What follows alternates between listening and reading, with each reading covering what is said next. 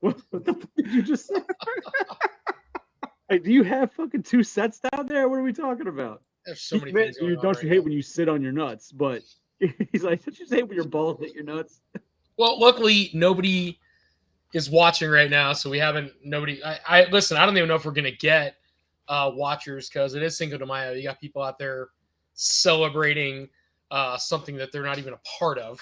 It's an excuse for tequila That and Mexican food. that is the American way.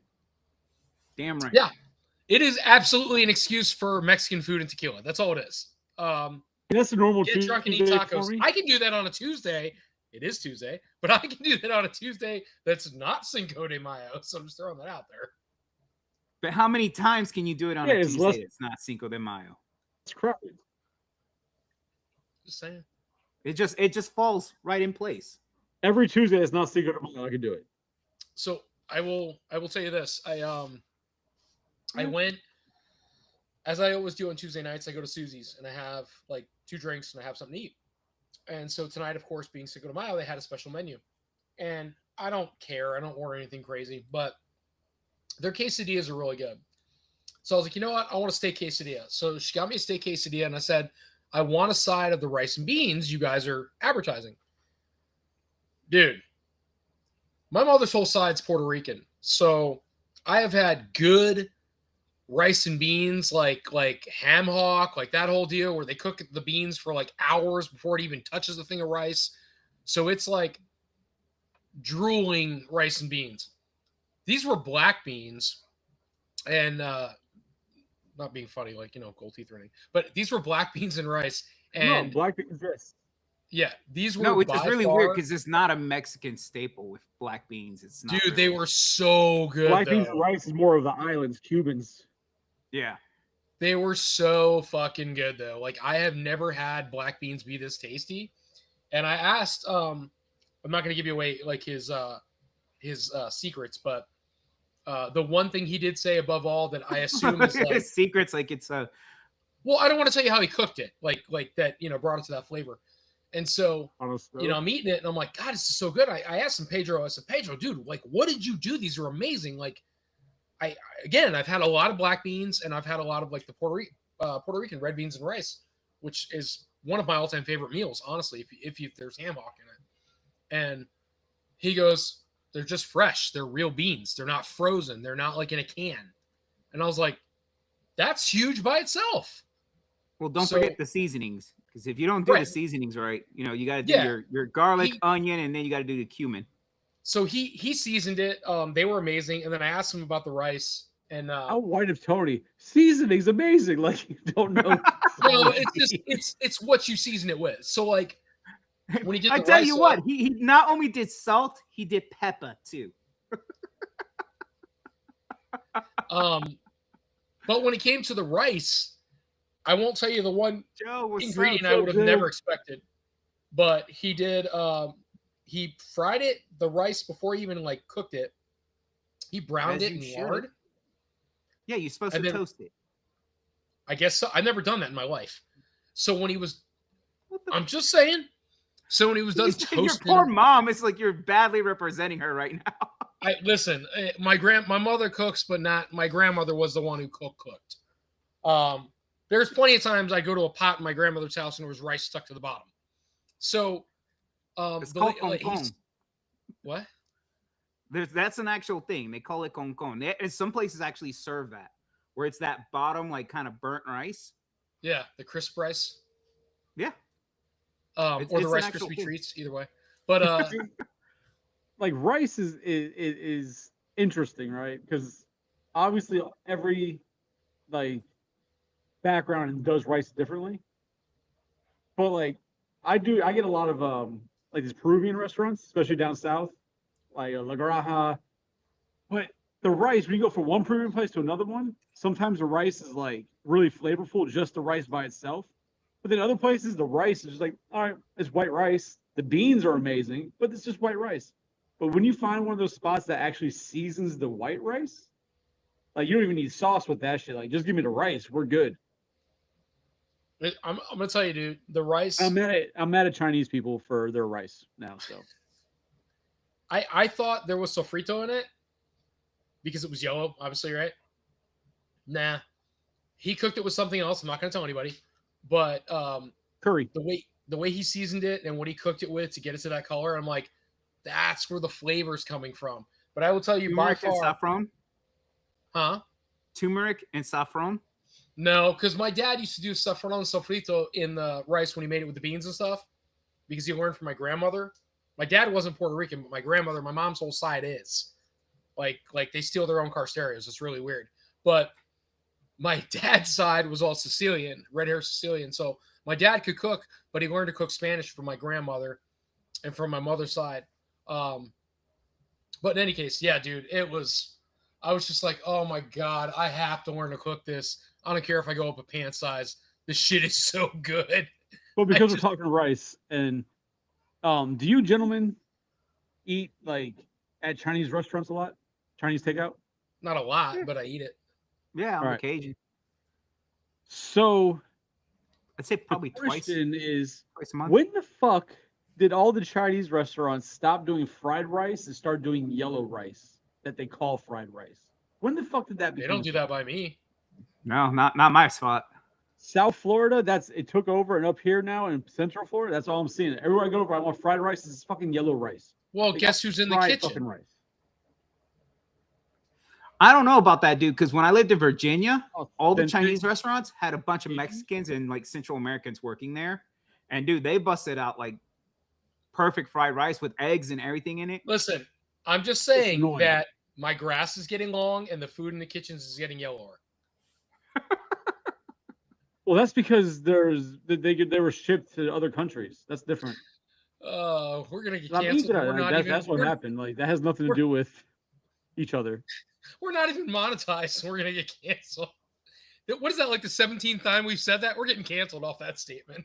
Speaking of which, Really really popular weird. I enough for actually people got to a hear it notification. to say anything. You what? John? I recently got a notification that my Facebook is now eligible to be monetized. So I went ahead and started that process. How is your Facebook eligible to be monetized and not this monstrosity we call a cast? Ugh, gross. Anyway, all right. Well, good job. Welcome back, everybody. Congratulations, Johnny. I'll support you on that one. Congratulations. Thank you. Thank you. Welcome back to this debauchery that is Drinks and Toys. We don't do anything here but continue to make inappropriate comments and have people on that really want to be on, but then realize they never wanted to be on.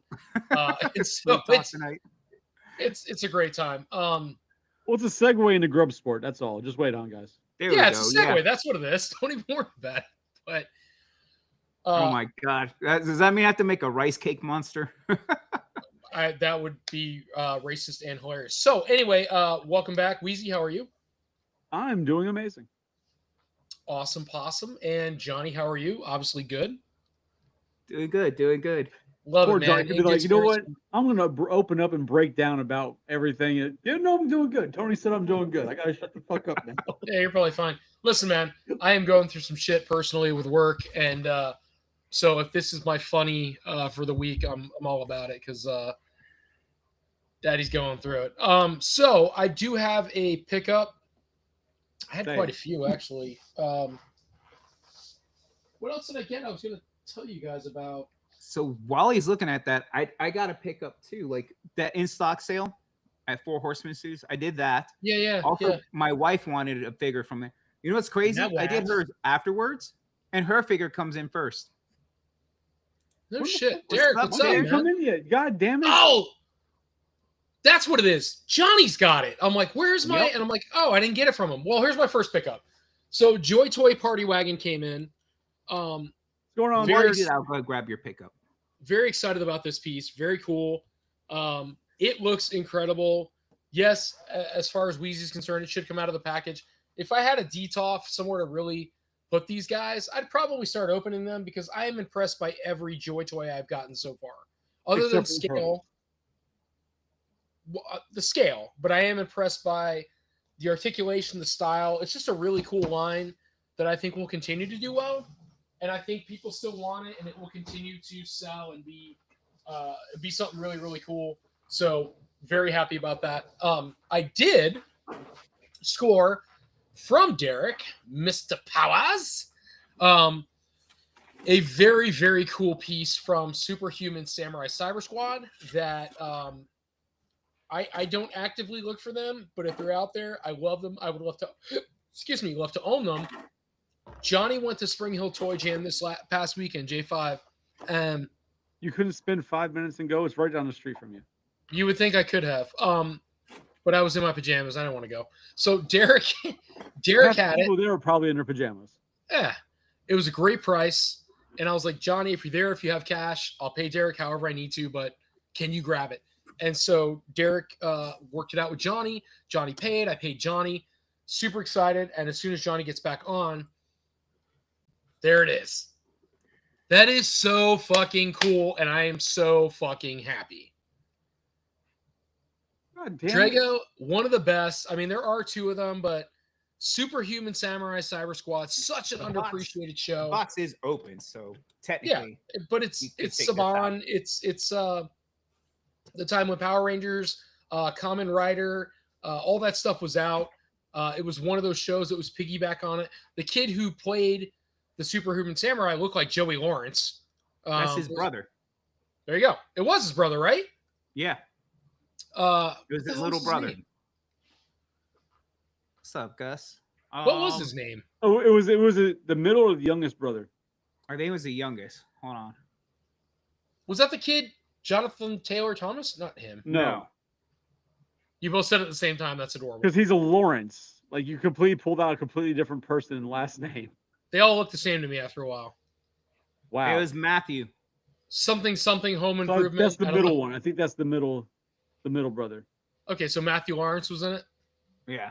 And it's so funny because we were talking about that and how like I only had one figure from there. It was the actual samurai. And it was the little version. But I remember the cross sell on the back. I always wanted to get the add-on pieces to make, the Drago and stuff. So when I was a And kid, in fact, Matthew Lawrence is dating Chili from TLC. Just saying. I thought she Oh. died.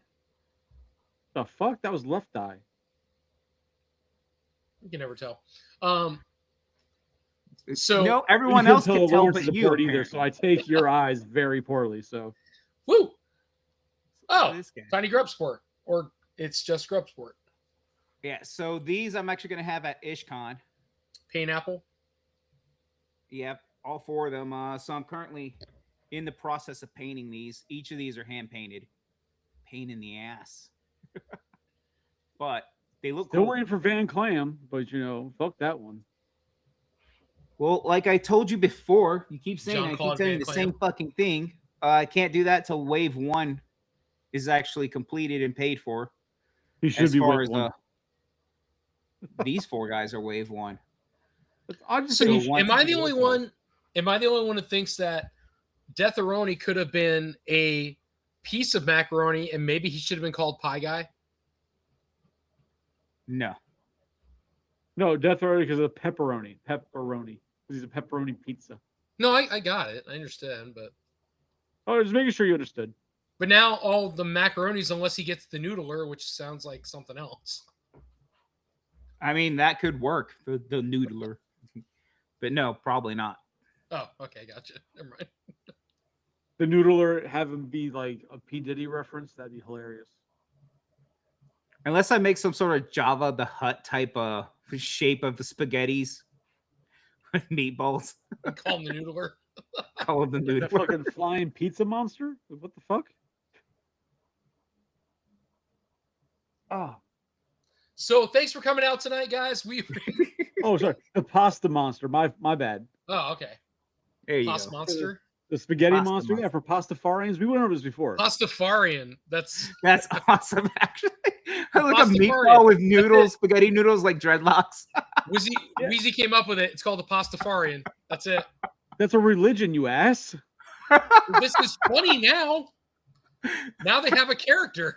Oh yeah, it's a giant plate of spaghetti that floats in the sky. Where have you been? Down on Earth with the rest of the atheists. I don't know. I can't help you. The flying spaghetti monster. This yeah. For the Pastafarians. Jesus Christ. So You uncultured swine. so what are you looking at? Yeah. Gentlemen, and I use that term loosely. I So- mean, honestly, I don't blame you. Not as loose as he was after prison. So Woo! Wait, I'm sorry. All right. feel nothing. So we'll get back to toys, but I do want to bring up something I watched the other night that I thought was worth talking about. And then one thing I want to watch, and I'm going to push it, Chris, but it's going to be up to you to decide whether or not we actually do it on Collectors if you want to entertain it on your channel. But so I watched Kindergarten Cop last night. Listen, I've had a lot going on with work. I've been real stressed out, really anxious, really angry. A lot of very negative things have happened at work. So last night, I'm not gonna lie, I fell into a bottle, started watching TV. And so I'm sitting on the couch and I'm running out of things to watch. And all of a sudden it goes suggested for you. And I'm like, I don't know why. But the only thing I can think of is because I was watching The Terminator, I watched RoboCop. It knows I how wa- much you like the Dom. That's all it is. Hold on. I watched Predator, and then all of a sudden it came up with, I'm gonna guess they went by Schwarzenegger, right? So it came up with Kindergarten Cop, and I'm like, play. So 10 o'clock last night, I'm sitting there going, I don't remember all this stuff in this movie. I'm watching Kindergarten Cop for like an hour and a half, and I'm like, I remember all the shit I used to make fun of with Kindergarten Cop. Like the stupid stuff, like where the kid Dominic, he's up in the fucking tower, Mhm. and he's like, I'm putting the lasers in here, and it's like tinfoil, and he's just like hanging overside. Well, it's so stupid. God damn it, it makes me laugh. It's so stupid, but he slips and falls, Mhm. and so his backpack gets hung on like the hook. But when they film this kid, you can tell it's real fear. Like he didn't expect to fall. So he goes, help, help. This kid's face, his fucking eyes are this goddamn big. And he's freaking out looking for somebody like, holy shit, is somebody going to help me? I just fell. There's no way they didn't have to cut it after that and go, calm down, dude. That was supposed to happen. Awesome scene. Was it though? Maybe he actually did fall. Nah, he's fine. He's doing other things. It's fine. I didn't say he got hurt. I'm just saying maybe the fall was real. Like maybe there's like, hey, we're keeping it in. It's fucking funny. Like Well, yeah, he might have fallen for real. It looked like he fell for real, but it's kind of crazy when you watch the movie. The amount of people that are in it who have roles in other films after the fact, or even before the fact. So, Don't Tell Mom the Babysitter's Dead. When did that come out? 89? Was that pre-90? Yeah, I believe so. It was in that gray area where like the 80s and 90s overlap, like movie. So the girl who plays Caroline, do you guys remember? She's the receptionist who like gives the cold shoulder to Sue Ellen, Right. right? And her brother's the guy that Sue Ellen's banging, the clown dog kid. Okay. Yeah. That whole thing. So in the movie, she's whatever in that movie, but then she's actually a mom in Kindergarten Cop. She plays one of the moms who the kid who's getting beat by the dad, and then Arnold So it was Schwarzenegger. 91. It was 91. 91. Okay, so she was in Kindergarten Cop before she was in the other movie, and yeah, again, she plays the mom for Zach, the kid who's getting beat by I don't know who the guy is, and then Arnold Schwarzenegger like knocks him out, and it's a whole thing. When I was thinking the date, I was thinking Adventures in Babysitting, not Don't Tell Mom the Babysitter's Dead. I got you. Yeah, it's two very different movies. Yeah, but the babysitting aspect, that's what my mind went. Like it was like 87, 89. Like, but no, that was 87. And then Don't Tell Mom was 91. Why do I feel like I've never seen Adventures in Babysitting?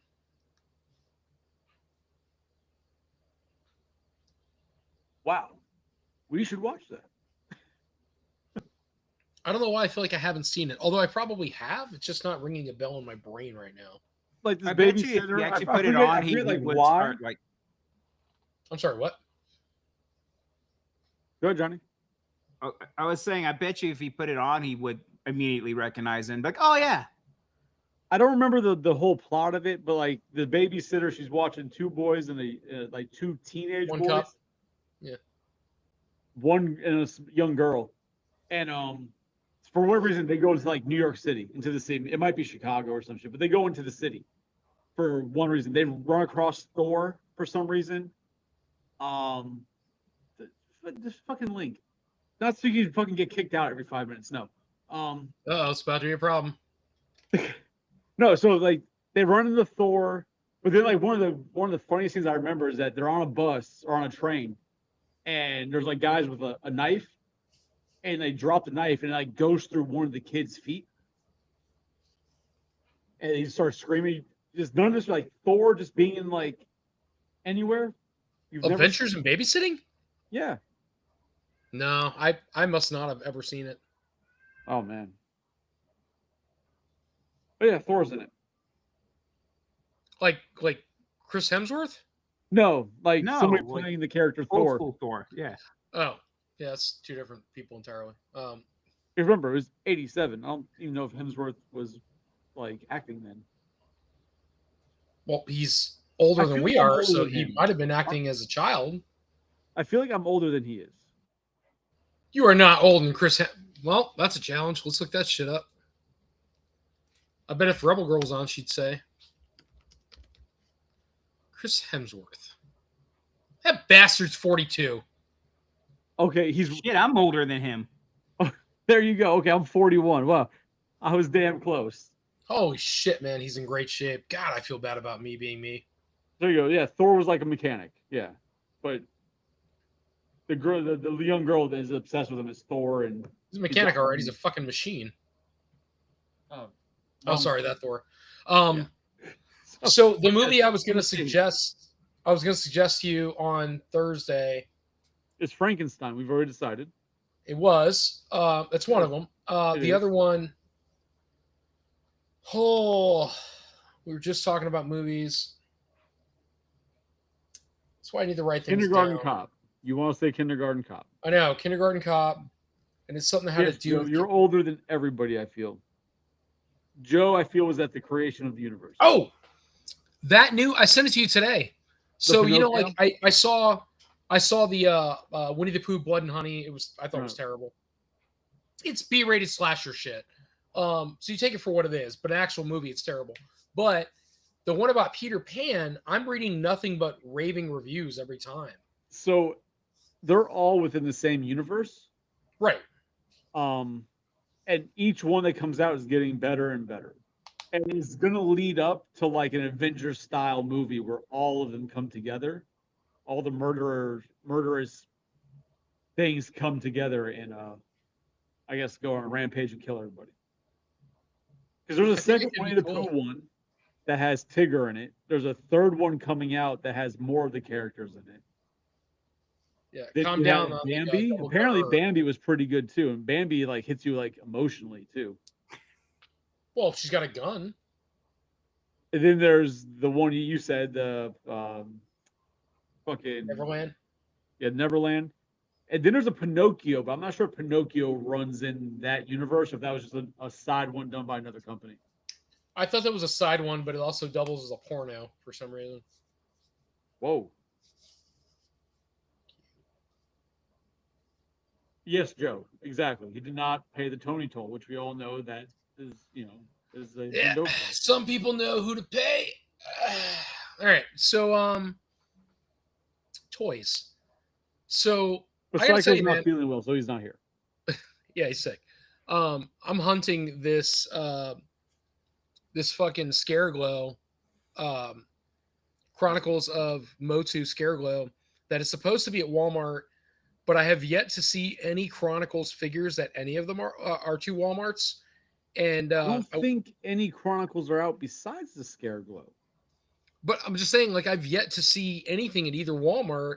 And then I assume that it's Mattel. I assume Target, do they not have a license to sell Mattel? They do, but Yeah, it's an they do. exclusive. But as what, Weez? It's an exclusive.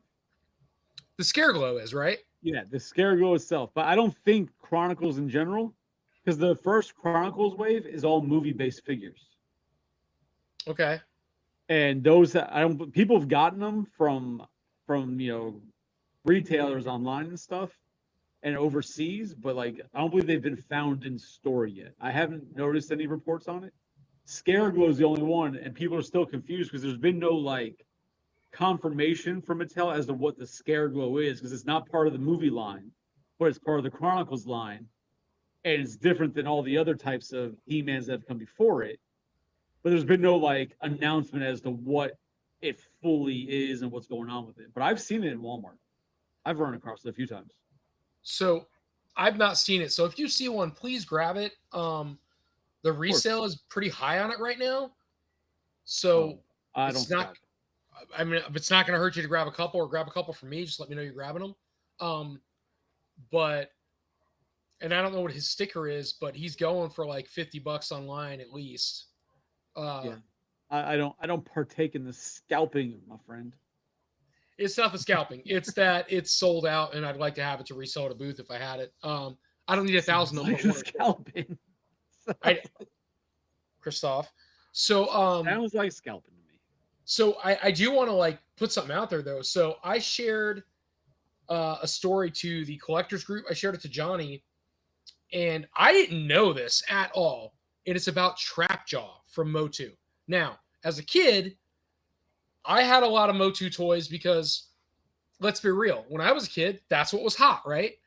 I had Motu. The three biggest ones, I had Mask, but the three biggest things right now were, when I was a kid, were Motu, G.I. Joe, and Transformers before Turtles hit.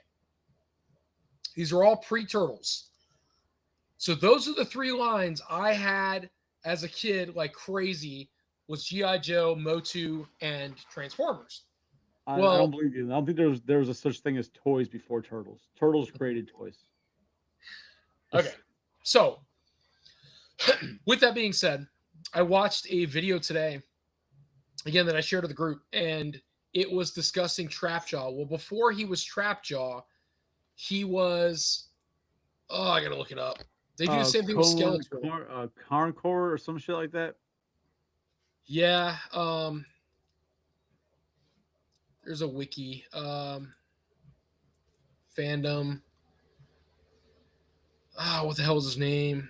But they said that it's never never been a thing. But they're saying it's never been a thing till recently. Right. I don't know if that's true. I'm just telling you the story that came out was fucking phenomenal. When I read this, I'm like, you just brought me in so hard to the Motu universe where I'm like, I'm going to buy all Motu. Flaccid before, but now you're hard for it. That's cool. So it brought me in so hard though that like part of me's like all Motu. Like I want to do Motu now. That's how well that story played out. I'm not going to do it. But what they talk about it, like I said, Keldor or whatever I just said his name. Hold on. I'm sorry. Do it, Tony. It is Keldor. So his name's Keldor. So he was like what Starscream wanted to be, if we're being real, because Starscream wanted to be like that dude who came back and overthrew Megatron and whatever. Keldor actually almost made it happen. He built a huge fucking army, came after Skeletor, really could have taken over Skeletor, and Skeletor finally unleashed his true power and fucked Keldor up. And instead of Keldor backing down like Starscream usually does, right? Keldor was like, nah, bitch, I'm still going to kill you. And Skeletor was like, all right, and fucking just demolished him. I didn't know this. And then he fucking comes back with like all these, Skeletor orders him to be rebuilt. And all these mechanical attributes, and now he's Trapjaw. And so, but he still secretly wants to kill Skeletor. And I think it's crazy. That story was so deep that it made me want to go, damn, dude, I want to collect Motu.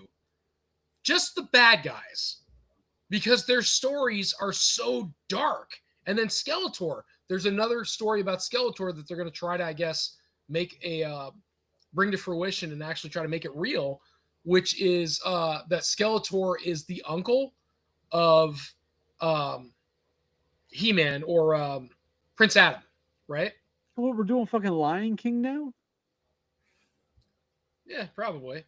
So Skeletor, evidently, it was only brought up in the newer So you got to think about this, man. You're talking, what is it? Motu is 50 years old, 40 years old. What is it? 45, I think. 45? Okay, so we'll call it 45 years old. I don't know.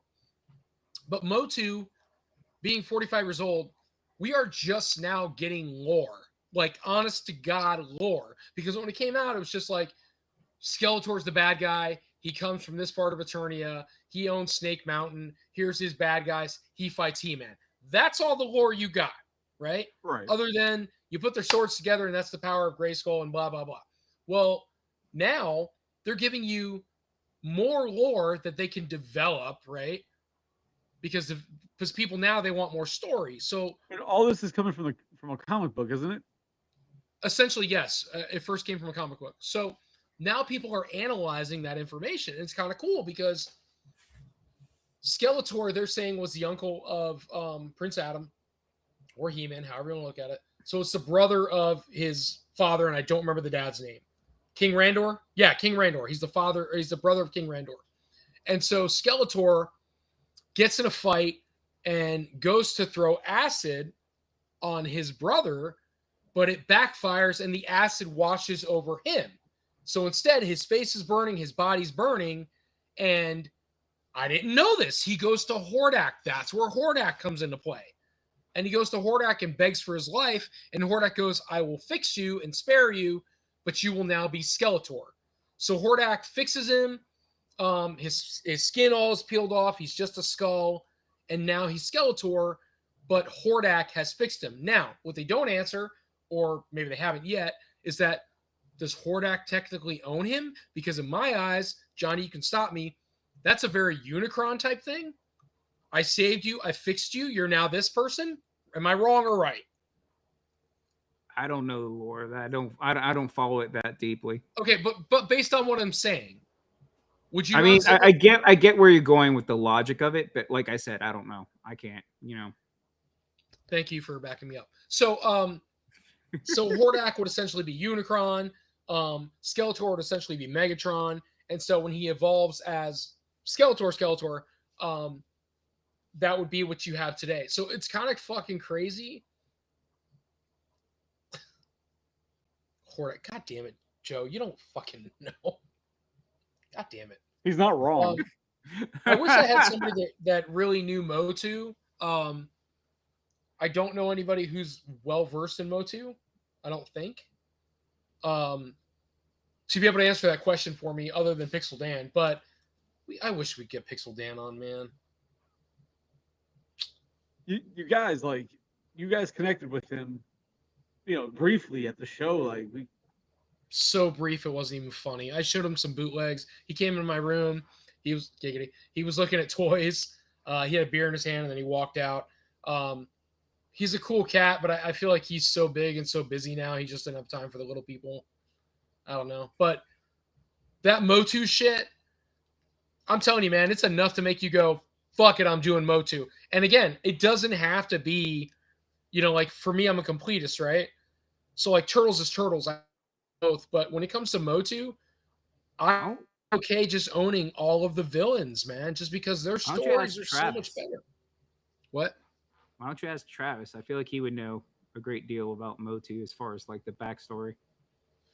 I mean, I don't know when he would have time to be on. Who's Travis? Travis Toy Federation. I thought that was Ryan.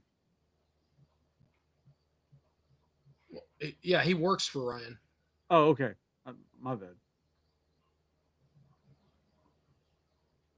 Because I'm not sure what they actually know there. Great talk. So, okay. Yeah, I don't know anybody who actually knows like deep into Masters of the Universe the way I know Alien, Predator. Tony knows Transformers, I guess. Yeah. What about that El Cajon guy? Who? Tony knows him. He does Jeff shows. Who is it? El Cajon. The Spanish guy? Yeah. Oh my god. Oh, you're talking about no. You're talking about yeah. I think he knows Motu, but I don't know if he knows it like that. I think he likes it. He digs it for what it was as a kid. I don't know if he knows the lore. We need somebody with the lore. I don't know. Man.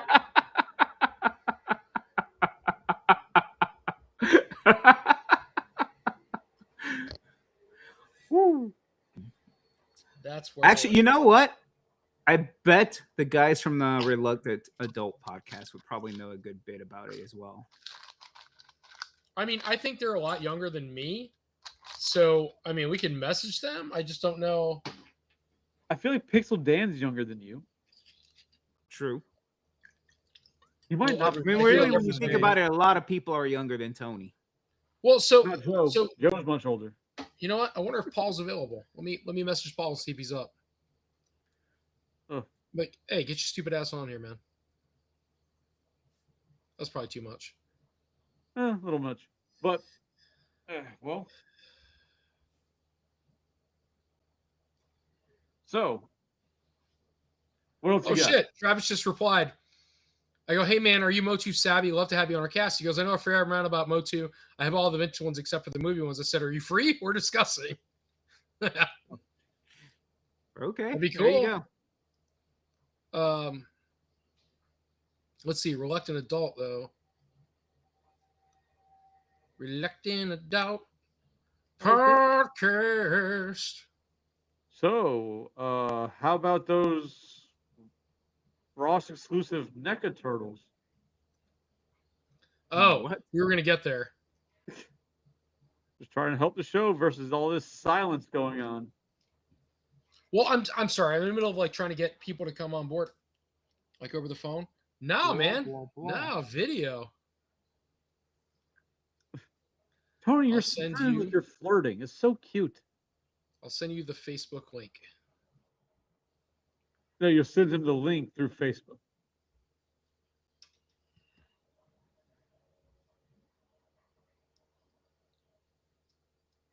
So, Johnny, you pick up anything else? Man. Nah, I ain't got shit. Nah, just kidding.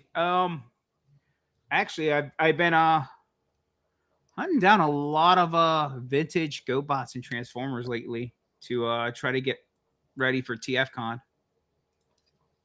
No, anything new for your own personal? Oh. Well. Where is that shit at? I don't know where it is. I did actually pick up some interesting stuff while I was at Spring Hill Toy Jam. Okay. I got a couple Hellboy figures, just like the little like kind of like the little reaction ones. Oh shit. Okay, gotcha. Yeah, those are actually kind of cool. It's I got them from Joe. Tony, you know Joseph, the guy that always has the Gundams and all that shit. Yeah, he's always got a shit ton of like Transformers and third party stuff, combiners and knockoffs. Yeah, he's got a lot No, of not cool really stuff. third party stuff. He always got like he always has like G1s and then like G1s, like- but then he has knockoff stuff. yeah, knockoffs, but like Yeah. vintage knockoffs, not like Yeah, I'm not with third party. But yeah, I got him from him. Also I picked up from the brothers. I got you remember the little Transformers, the little watch? Yes. Yeah, he had just it was just the robot part though. And it was a little beat up, but I mean for the price, I was like it's fun just to have on the shelf and just to play with, you know. Versus spending a ridiculous amount of money for a new one. So I want to throw out there that we may or may not be graced by the presence of Travis because he saw my message. Oh crap! Here we go. He's gonna say no. Can I do just audio? I can't talk on the phone, but I sit on my phone. Yeah, no problem. Audio. There is we cool. go.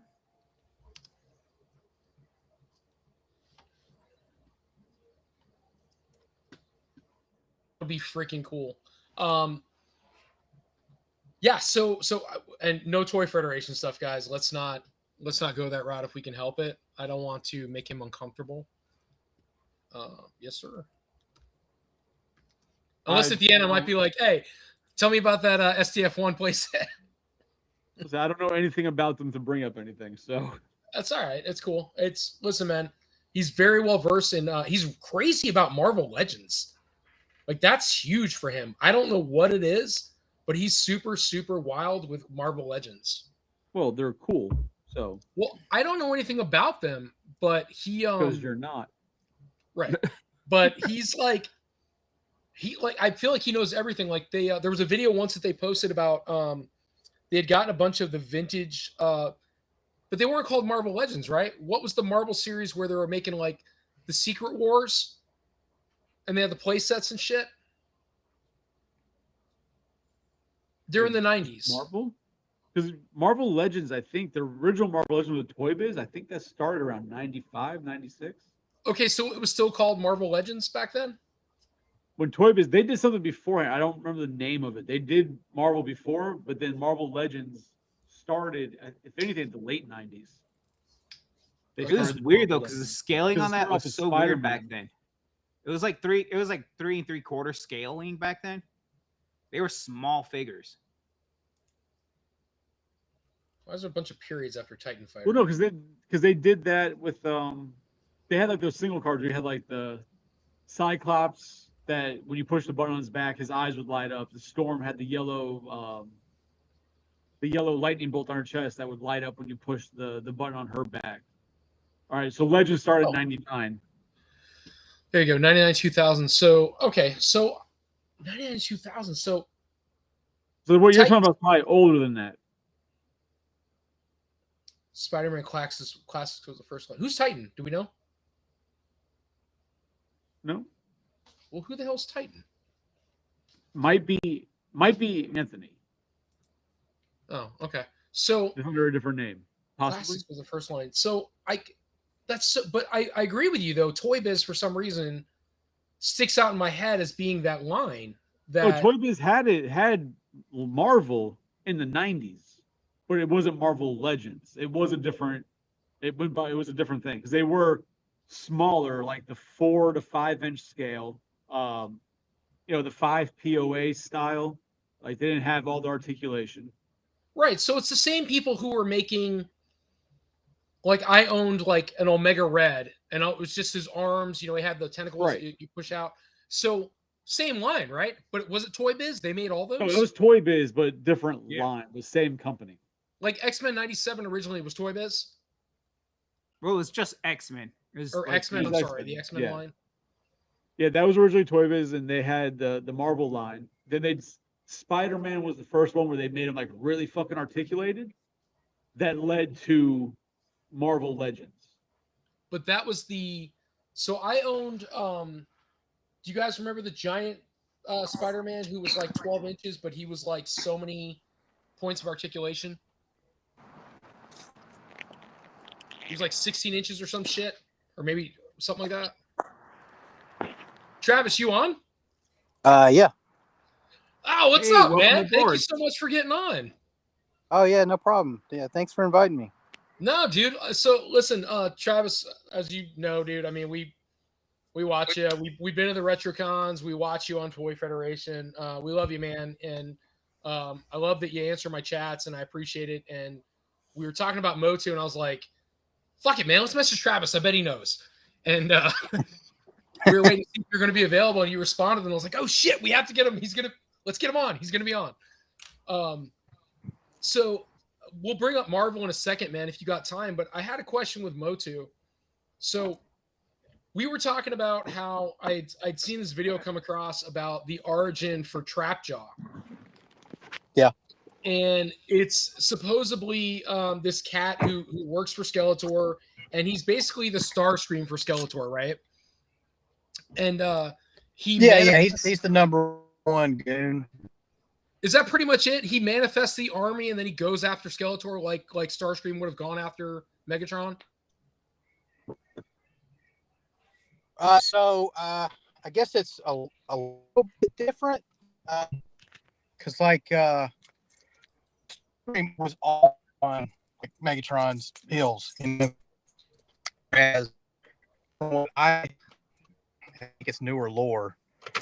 But what I understand is that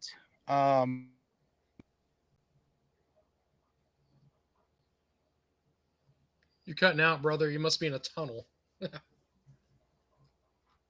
Yeah, he completely disappeared. Like it reloaded him a couple Lost him. times, and now he's gone. Yeah, we lost him. That sucks. Cliffhanger. God damn it, Travis.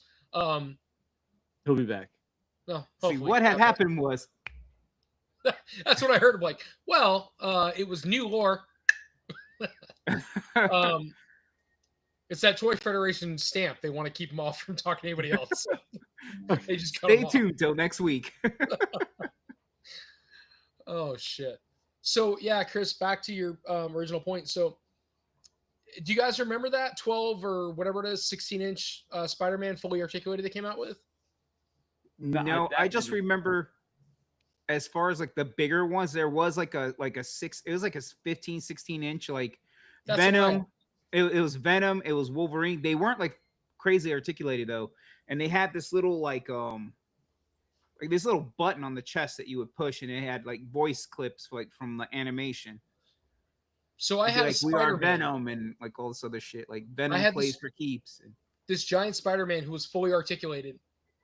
He would do all this crazy shit, and you could pose him like 30 different ways. Like each one, his fingers had these crazy amounts of articulation in them, right? They were really crazy. And so I had my I've- brother, I've never heard of that one.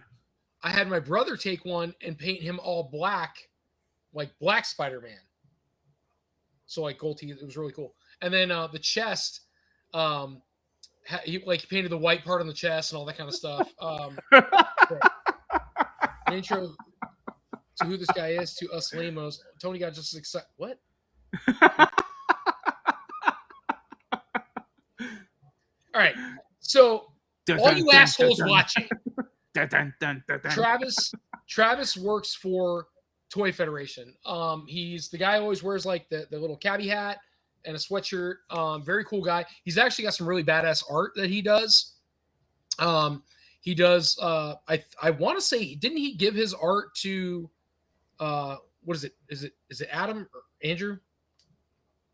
I I can't actually ever. commissioned him when we were at Retro to do some Grub Sport art. You commissioned Travis? Yep. Yeah. So Travis for is a hell of an understanding, artist.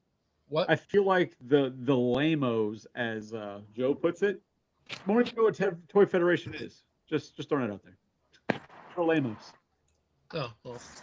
Well, actually, Travis, are you back on? Yeah. I had to connect to the Wi-Fi. I couldn't. It kept freezing. Yeah, you got the All right, internet Tony quality has of to do a that all the fucking time. sloth, man. So, real quick though, before we get back into Motu, Yeah. do you want to actually introduce yourself? Kind of explain who you are and what you're all about. My name's Travis. Travis Tutterow. I work at Toy Federation. We have a YouTube, and we have two shows we put together: Retro HorrorCon, Retro ToyCon. I think I've been there for about 8 years. Oh hell yeah, dude. It's a lot of fun. It's a lot of research. It's a lot of everything. In my spare time, I try to make art. So yeah, I don't know what else I could say, but So Yeah. you're a hell of an artist, dude. We were just talking about it. oh, thank you. I bought art from you. Actually, so I met you guys at Retro this past year. You and God, I always fuck up his name. Is it Adam? Who's Andy. your counter? Andy. God damn it, I do Yeah. it every time. So That's okay. That's okay. you guys were walking around to Andy the don't mind. rooms, Mhm. and you came to Shellhead Toys room, which is me, and Yep. you guys were hanging in that room. We took a picture with everybody with Pixel Dan. Everybody was kind of cool, and I got to meet you guys, which was awesome. And we actually bought art from you for my daughter. You do a shit ton of art, but I think we bought a Scream piece from you, a Mhm. ghost face, and everything you fucking do, the penciling, dude, it's all phenomenal. It's badass. Your turtle art, because I'm a turtles guy. Yeah. I love the dark stuff, and you absolutely capture that shit hands down, way better than most people I see who want to attempt turtles. Well, thank you, man. No, it's rad, dude. It really is. But this all started because we were talking about Motu, and for some reason in my head, I'm like, I can't remember who the hell likes Motu. And I know Ryan's like big on Star Wars and G.I. Joe. So I'm like, Yeah. it's probably not Ryan. So it's either going to be Andy or Travis. And I have weird feelings it's going to be Travis. Yeah. So I messaged thinking maybe you would know about the Motu, but we were talking about lore, and I brought up about Trapjaw. Yeah. Just because of a link that I got today. And the story was so gnarly. Like, I had Motu as a kid like crazy, but the story about Trapjaw was so gnarly that I immediately was like, oh shit, now I have to collect Motu. Yeah, Trapjaw's one of my favorite characters. I mean, it's hard to pick between him and, like Scareglow, Skeletor. I always like the really, really dark ones, I guess. But Trapjaw, from what I remember, he was like an invading from another dimension, and his name's Kronos. Yeah. And I think in newer lore, they told the story that he went up against Skeletor and he lost, and Skeletor, took his arm, took his jaw, tore him to pieces, and then restitched them together as sort of this mindless goon who's supposed to be his most vicious one. But I think Beastman has a spot for that too. So it just depends on who writes them. But I think that's the lore. And if you go back early enough to like the mini comics, it's still sort of like that, although there's no mention, of course, of Skeletor tearing him to pieces, that sort of thing. And just now he works for him, and that's that. It's just crazy to see something like that. And I was associating, for me, I guess I kept dialing back to Transformers, right? Yeah. Because I'm like, well, it's Starscream, right? But everything in Transformers was never that dark, other than the movie, right, where Galvatron wastes Starscream. But before that, you had Starscream betray Megatron 1,000 times. He builds fucking Bruticus, and he's like, "Oh, I'm sorry," and Megatron's like, "All right, it's cool," but not Skeletor. Skeletor's like, "Well, you're fucked," and pretty much takes him out, and it's just kind of wild. And then you get the story of Skeletor, which I guess is new lore also, where they say that Skeletor was the brother of Randor, so it's the uncle of Prince Adam. Yes. So that's new lore, right? No, it's the thing about like old Motu lore is there was the mini comics, there was the actual comics, there was the golden books, there was the records, and they all had slightly different stories. The cartoon too, no one communicated with each other, so they had like a general idea of each character, and if they wanted to tell a story with the character, they just did their own thing. So some things don't quite line up. But I mean, sometimes it's cool because it's kind of like, well, did it happen this way? Did it happen that way? Like there was a big confusion for years. At least I thought so. Cause if you bought a Scareglow, like a vintage one, it referred to him as Skeletor's ghost. No shit. Which if you read the mini comic, it explains that he's just a goon. He owns this ghost. But when you get older and you try to remember and you see that again, you're like, oh my God, is he like Skeletor from the future who died and he's now more evil than ever? And then I remember reading in forums online, there were other people that believed that. I was like, is that what it was? But it's almost disappointing to hear years later that, well, he's just another goon. So how do you explain Hordak? Because when they talk about, or I say they, but whatever I read for Hordak, right? So when they talk about that, I can't help it. I'm a guilt by association kind of person, right? So I hear the Hordak story with Skeletor, and all I can think of is, I go back to Transformers.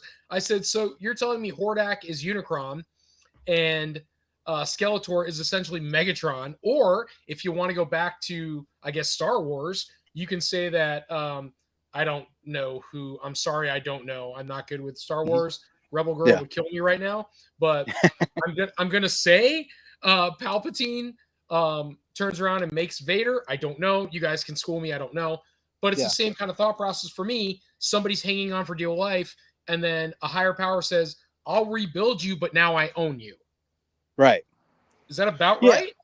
So in the lore, even in early lore, Skeletor, it was hinted that he was part of the family.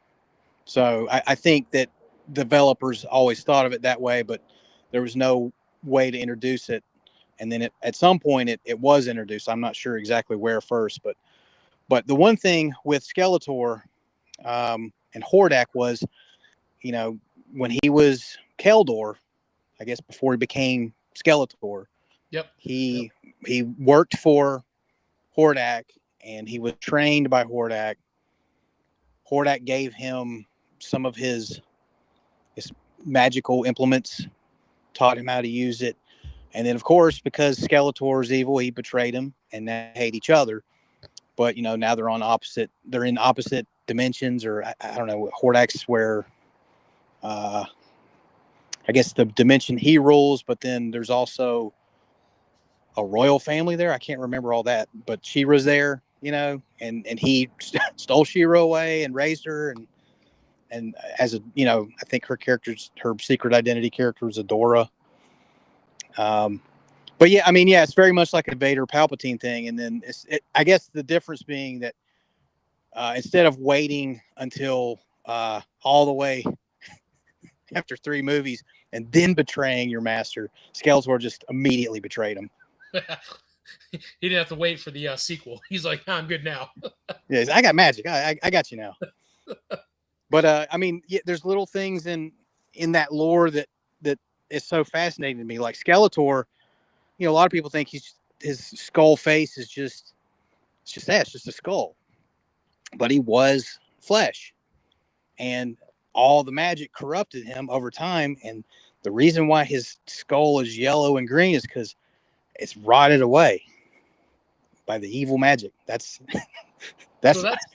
cool, because I mean, as a kid, right? When I had Skeletor, play sets and all that kind of crap, or what do you want to call it? Like dress up shit or whatever. I'm older than everybody here, so when I had it, I was little, and they made He-Man and Skeletor costumes you put on and shit. And it was the same thing where Skeletor was all purple, but his actual face was yellow or almost green. That's cool. That's kind of cool to know more of the lore and the information behind that. Hi, Mom. So, we're all good. How are you doing? You can't see Travis, but we got people in our live chat.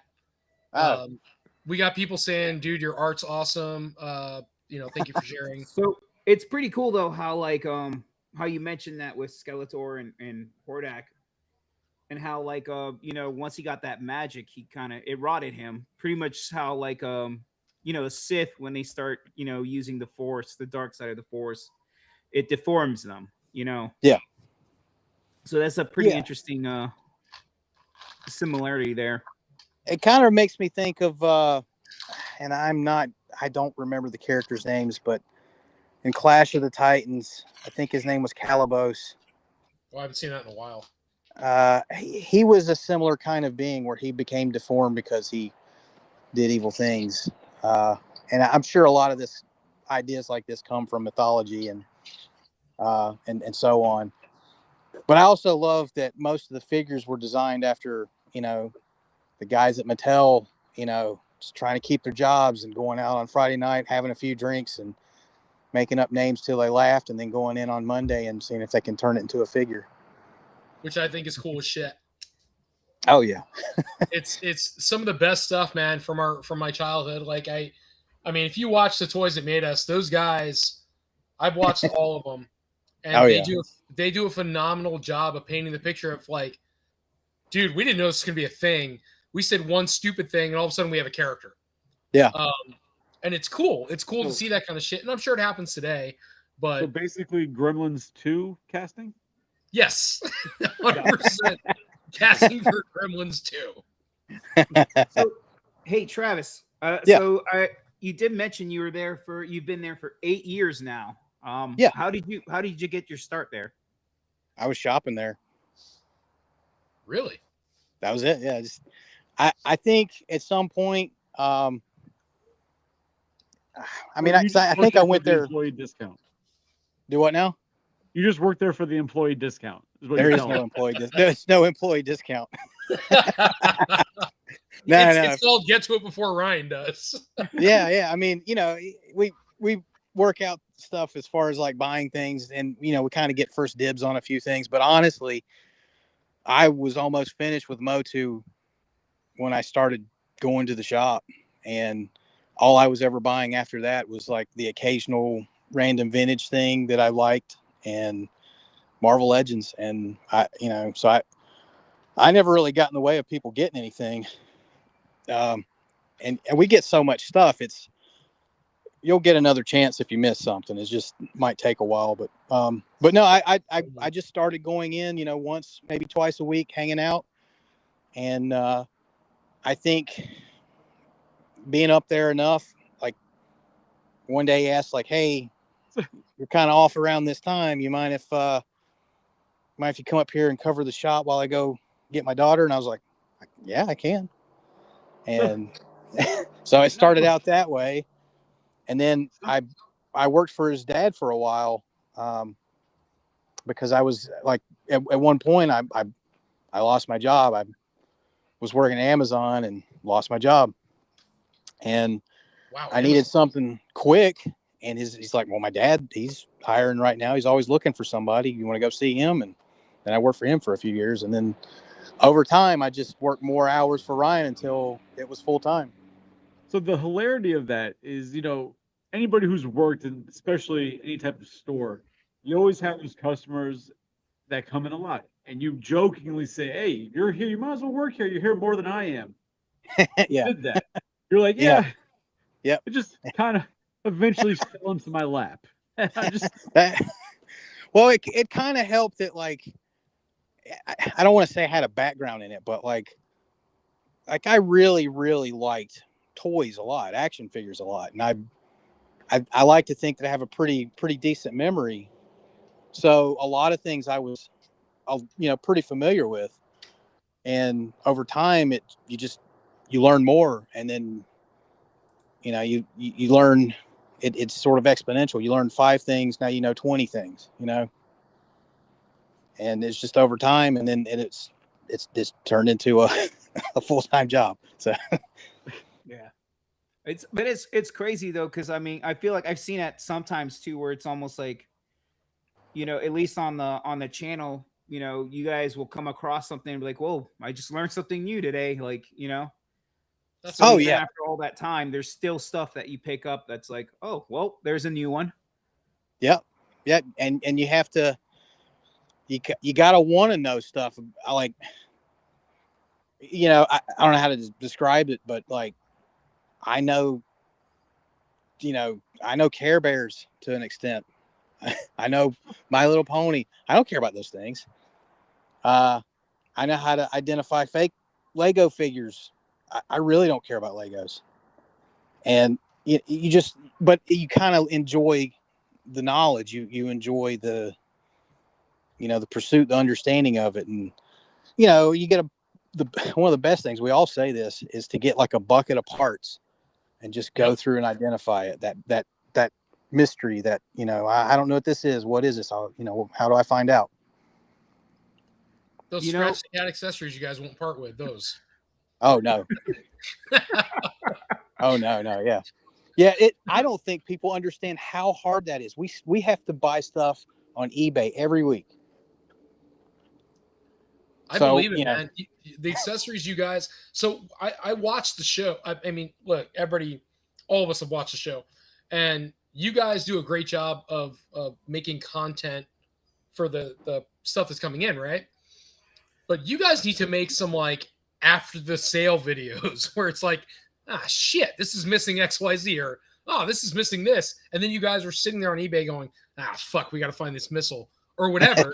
To complete the toy to put it out, because you guys they kind of did that with that Power Rangers which one not too long ago, where they were going through that they were going through all those Power Ranger Zords, and they were going over what was missing and how to fill in, and they were showing like literally totes of parts and like all these different like Power Ranger parts for different Zords, and pretty much trying to piece piece all these But little you, Travis, things you guys together. post like you post a couple months in advance, right? Like, well, not in advance, but you post like when we watch something, it's like 2 months old, isn't it?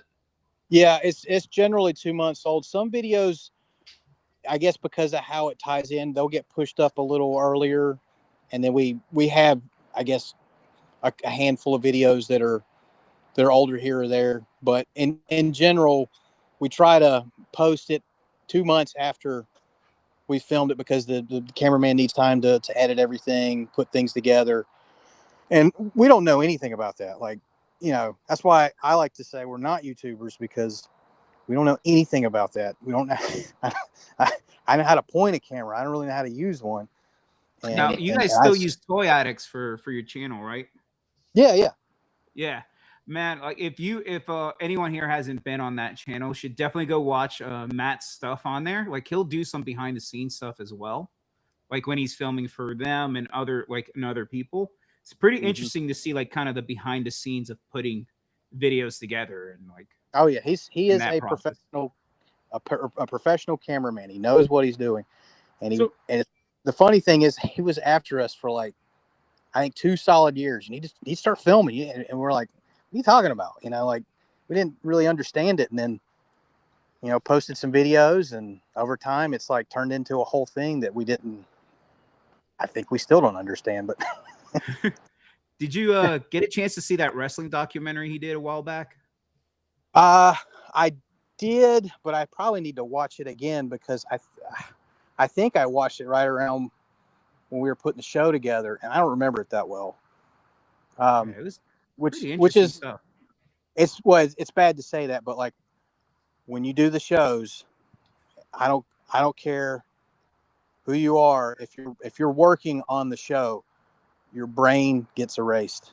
It is so much stuff that happens, so much to do, so much, like, I don't know. Like I still like find things. We feel you. We all vend at shows. 100 fucking percent. Well, there you go. And it's like, did we sell that thing? And it's like, I don't know. I guess we did. I try to prepare, and I will literally make a list of what I'm bringing at the show. And as I sell something, I kind of like mark it off. But sometimes you get so busy, you can't even keep up with that all the way. So when you get back, you're going through like everything you have, and you're just like, did wait a minute. Steal that? Yeah. Yeah. Like, did that sell or not? Yeah. And then Tony screws up because he winds up giving shit away. Then he forgets he even gave it away. All right. You know what? It's not because of that. I give it away because I want to, but Travis, you got a fan, dude. Rebel Girl, my girlfriend. You met her actually at RetroCon. You won't remember, but she says hey. So yeah. Well, you got a fan base, brother. Well, I hope I don't disappoint them. Nah, I'm telling you, dude. We bought the art from you, and I wish I could have bought more. I had nowhere to put it. My house is a nightmare. If you could see me on video right now, this is one room, dude. It's a fucking nightmare at my house. There's shit everywhere. I know exactly how it is. Yeah. So yeah, man. Listen, dude. We when you really have time, I know it's very impromptu, and I really, really appreciate you joining. And please stay on board. We'll question you all night long if you want to, but we'd love to have you back on video. And we're not going to ever press you about Toy Federation stuff. I don't know what you can and can't talk about. Really wasn't the point. We were just talking about Motu, and we're like, I was like, fuck, Travis probably knows about Motu. And, I know we don't really know you, but we watch enough Toy Federation. I feel like we know you better than we think we know you. Oh yeah, no, I've that's one thing I had to get used to really quick, if you don't mind me saying. Yeah, is that I generally want to get along with anybody, but for a long time, I didn't know how to deal with everybody knowing me, and I don't know them. But over time, well, people say that. I don't. All I'm doing is just I got being you, man. lucky and But once in a while we'll be at a show, we get like one person who recognizes us, and we get it. but I like I'm blown away at how many people just really appreciate the, how important like curating the hobby is. Like today, you're talking about Motu. I'll tell you about Motu today because built or I assembled 81 Motu figures because we have been selling them. Oh, we've been selling them like crazy because Because of the movie. Right. Do you And really do that much during a day? I don't mean to cut you off, but is that a normal day? Sometimes. I mean, sometimes, it depends on how labor intensive things are. Like, like Joe's have a lot of accessories and Andy has to rebuild a lot of the Joes. With Motu, what I have to do is decide, is this figure good? Is it salvageable? If it is, match the weapons with it according to the country of origin. So that's what takes the longest, is going through and saying it's a Taiwan He-Man, I need Taiwan axe, I need Taiwan shield, sword, and so on. Wow. So, like, because those things are important. I try to match everything up correctly. I mean, we really only get like a couple of different factories worth of stuff, because the United States didn't get stuff from Spain, they didn't get stuff from Venezuela, that sort of thing. It's not a big deal, but over time, it's like you learn, okay, the best trap jaws, they're from Malaysia, because they don't turn a yellowy color on the chest, but they're also tougher to get, and I don't have any hooks. So that's what it is all day, every day. I think I built like 4 or 5 He-Man, 3 or 4 Skeletor, and then like onesie twosies of everybody else that I possibly could. No rares, just all common figures because they're all flying out. So what do you do with like if you get so we've all seen the videos where Ryan walks through the back room and there's like wall to wall totes of like the same figures, right?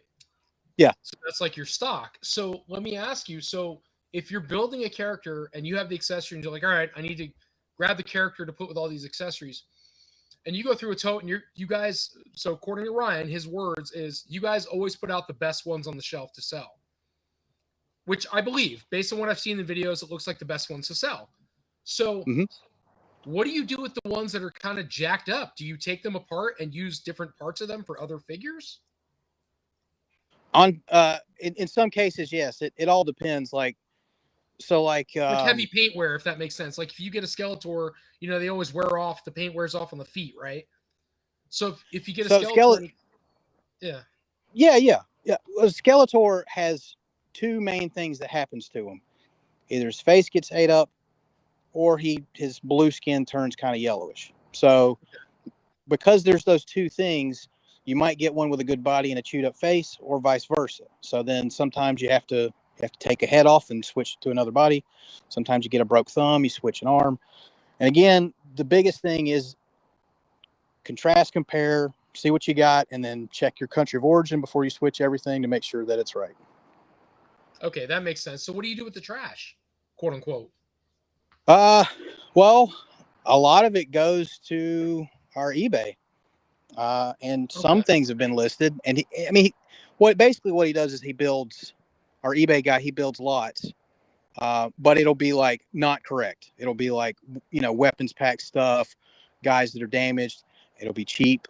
It'll be affordable, usually in group lots, that sort of thing. For people that just enjoy it and want to put it on their shelf, they don't care about accessories, because that's one sort of section of people that still matter, but they're not looked at as like the same way as a collector who has to have everything perfect. Some people just want something cool on their shelf, and there's people that will buy an entire case of Star Wars beaters and they'll love it because, man, look at them. They look played with, and that's cool. Actually, I actually got a set of you remember the McDonald's, was it McDonald's that did like Bugs Bunny, Tasmanian Devil, and all those guys as superheroes, DC heroes? Yes. Yeah, you guys actually had a whole set, and some parts were incomplete. I didn't care about it, but the main ones that I wanted had the complete parts, so I just bought the whole set, for cheap off of your eBay. Yeah, what's weird is it's hard to build a set of those. We never seem to get all the guys together at once. Yeah, but I don't know why honestly, that I was is. mainly after Bugs Bunny and Daffy Duck, and those two parts were complete. The rest of them weren't, and that really didn't matter to me. It was just about getting those two main ones, and so I was like, all right, yep, I'll take that lot. I don't know why Taz and Porky are the hardest. they just are. Well, I don't, Taz I from don't, 1990 and all the guys who got a tattoo of him back then. So, oh, yeah, there you go. Yeah. but dude, that's super cool, man. I mean, again, not to fanboy too much, but we're very excited to have you on here talking about anything and everything, and glad you're able to talk about the shop. I wasn't really sure what you could or couldn't talk about because I don't want to upset Ryan or if there's copyright or anything like I don't know things. Oh, you yeah, guys, yeah. stuff you can't talk about. No problem asking. If I can't answer something, then I can't. But I mean, Yeah. the go ahead. No, you're good, man. We don't want to put you in that position. That's all. Yeah. No worries. I mean, for the most part, the only thing I guess that would be a little more difficult to talk about, we get asked all the time, and I can answer the question, but I can't. So it's whenever we have a show, who are we bringing this year? Who's the guest? And we never tell anybody anything until whoever has decided they are coming and they sign a contract. That's the only time we never discuss anything, because it's probably pretty bad to say, hey, we're going to bring this person and get everybody all excited, and they say, well, they didn't sign a contract, and then people are like, what? Because they don't need to think about that. They don't need to worry about it. So that's kind of the only thing we don't really talk about. We're super chill, man. Listen, this is called Drinks and Toys. It's exactly that. We have a couple drinks. We talk about toys. Now, man, we're strictly, we want to have a good time. And on Thursdays, we do something called Collector's Hideout. It's actually a Wheezy show. If you can see our screen, Wheezy runs something called Collector's Hideout. We talk about movies and pop culture, which is kind of cool. But ultimately, no, man, we don't want to get into the intimates. We just like talking about toys, and we love watching Toy Federation. You guys are awesome. And meeting you guys personally was awesome. Although I still can never get Ryan to stop for 2 minutes so I can have a conversation. It's a nightmare. I was at Toylanta, and I'm like, oh, he's walking by. This is my chance to go say hi. Nope, didn't work. 14 people go up and grab him. And I'm like, this is bullshit, man. But yeah, he drinks a lot of coffee. Listen, man, if you ever have a chance, you and Ryan and Andy, if you guys want to come on, listen, we're not trying to browbeat you about the store. We just love talking toys. And I watch your podcast, the live, it's not live, but you guys do the recorded one. I watch your podcast, and it's awesome.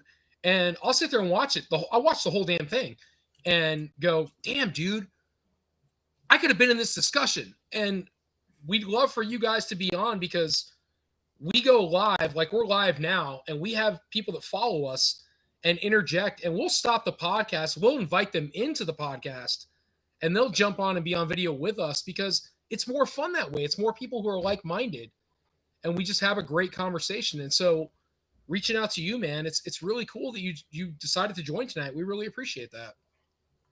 Yeah, man. I'm happy to. I had a little bit of free time tonight, so wasn't an issue. If Ryan or Andy, if they wanted to do something, I mean, we probably would have to try to coordinate it some, but yeah. And ultimately, it's just going to come down to what else do we got to do? Like, I know you guys are very busy, man, and I'm sorry. I hate to. No. Away. I mean, Travis, you're in our eyes, at least in my eyes, I don't know, but in our eyes, you're a celebrity, man. You guys are very busy. You have so much going on between the shop. I have a question for you, Travis. Yeah. Now, is there any modern stuff that you actually collect now? I know you guys are into a lot of vintage, and I've heard Ryan say a bunch of times like he's strictly vintage, doesn't really get into the modern stuff. But what about yourself? Well, okay, I'll answer your question, but let me first say, so there's an inside joke there. With Ryan is strictly Dickley. He says vintage only. He's probably said that at least once or twice, but he says vintage only, and that comes from something that Devin said. Devin actually said vintage only. Ooh. But I pick on Devin a little bit because Devin has bought a couple of new things. So whenever he says vintage only, I'll say, well, what about that Hercules you bought? And he goes, well, that's not vintage. And what about that Black Panther you bought? And he's, well, that's not vintage. What about that HasLab Sky Striker? Well, that's not, So, The characters then I- are vintage though. so then I changed this phrase to vintage mostly. And he so he, sometimes he doesn't like that, but it's funny. Okay. So yes, we like vintage a lot. Yes, it's interesting. And, a lot of our demographic collects, and they're going to collect what, they had as a child, but modern stuff. I know Ryan has some hot toys of just favorite things that never had their own toy line, He has a couple of hot toys related things. I think mainly Back to the Future and Indiana Jones.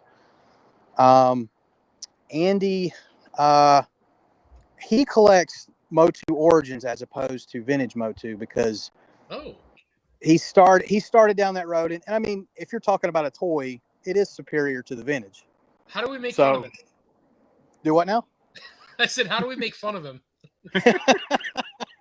Can we call him Well- a Target princess? I'm not sure if that's okay. You're like, I don't know. You could just tell him like, well, that's not really a Beast Man. That's not really a Scareglow. Just saying. Just saying. I mean, it's not, But I mean, he collects that, and he collects Marvel Legends. At different times, he's like pruned his collection because he just wants favorites. And he used to collect DC McFarlane, but he got rid of all those to do more Legends. And then modern stuff for me, I collect Marvel Legends. I have from 2002 to 2023 complete. Oh, So wow. I have every figure, every variant. God damn. I think it's like 1,600 figures. Jesus Christ on a cracker. So this actually brought up the whole reason we actually reached out to you, besides Motu, was we were talking about Marvel Legends. Yeah. And I was like, well, if Travis was on, he could answer these questions. So we were asking, Wheezy, how did it start? We were talking about what character? Do you remember?